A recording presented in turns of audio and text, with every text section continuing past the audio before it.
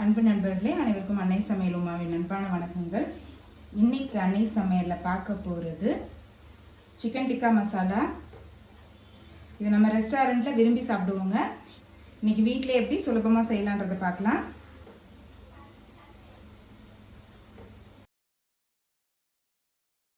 Boneless chicken 400 gram எடுத்து வச்சுருக்கேங்க. இது கூடவே 1/4 கப் தயிர் சேர்த்துக்கலாம். அரை மூடி எலுமிச்சை சாறு,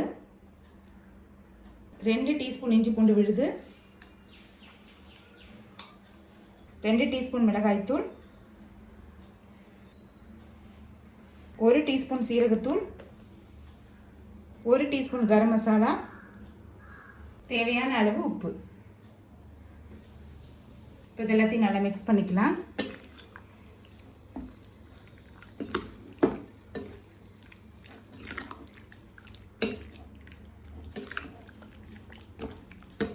இப்போ இது எல்லாத்தையும் நல்லா மிக்ஸ் பண்ணியாச்சு. இப்போ இதை 1 மணி நேரம் நல்லா ஊற வச்சிடலாங்க. ஃப்ரிட்ஜில் வைக்க வேண்டாம், வெளியிலே வச்சிடலாம்.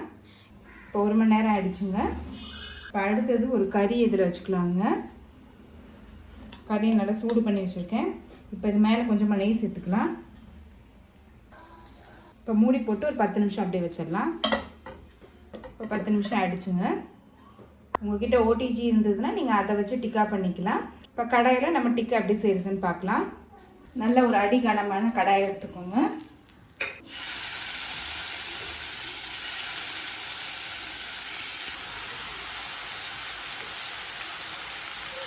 ஸ்டவ்வை மீடியம் ஃப்ளேம்லேயே வச்சுக்கோங்க.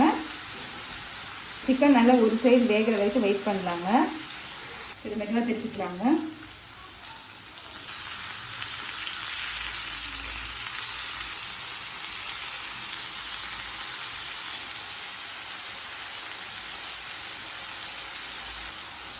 இப்போ இந்த சைடு வேகிற வரைக்கும் வெயிட் பண்ணலாங்க.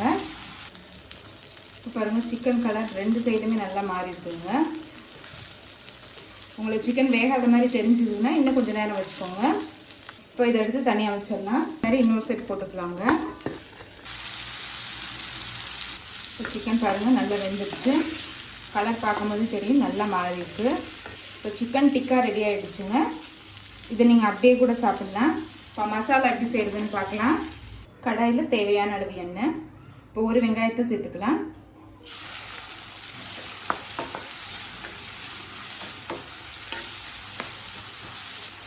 வெங்காயம் நல்லா கலர் மாறுற வரைக்கும் வதக்கிக்கலாங்க.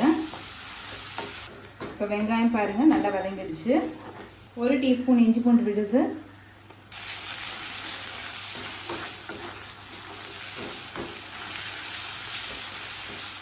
2 டீஸ்பூன் மிளகாய்த்தூள், 1 டீஸ்பூன் தனியாத்தூள், 1 டீஸ்பூன் கரம் மசாலா, அரை டீஸ்பூன் சீரகத்தூள்.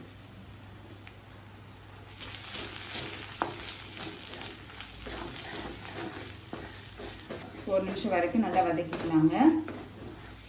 இப்போ அடுத்தது 2 தக்காளி மிக்சியில் நைஸாக அரைச்சி சேர்த்துக்கலாம்.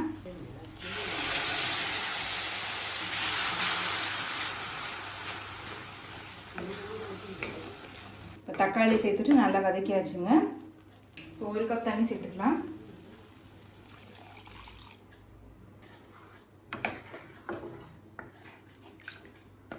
தேவையான அளவு உப்பு.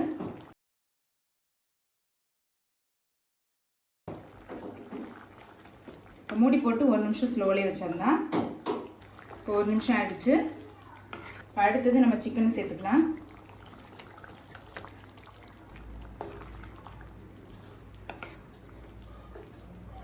இப்போ அடுத்தது 2 டேபிள் ஸ்பூன் க்ரீம் சேர்த்துக்கலாங்க.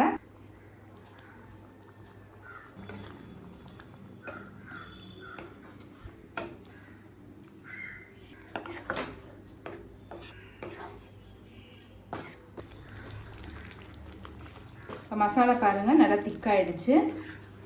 இப்போ லாஸ்ட்டில் கொஞ்சமாக கசூரி மெத்தி சேர்த்துக்கலாம். கசூரி மெத்தி இல்லைன்னா கொத்தமல்லி சேர்த்துக்கோங்க. இப்போ சிக்கன் டிக்கா மசாலா ரெடி ஆகிடுச்சுங்க. சர்வ் பண்ணிடலாம்.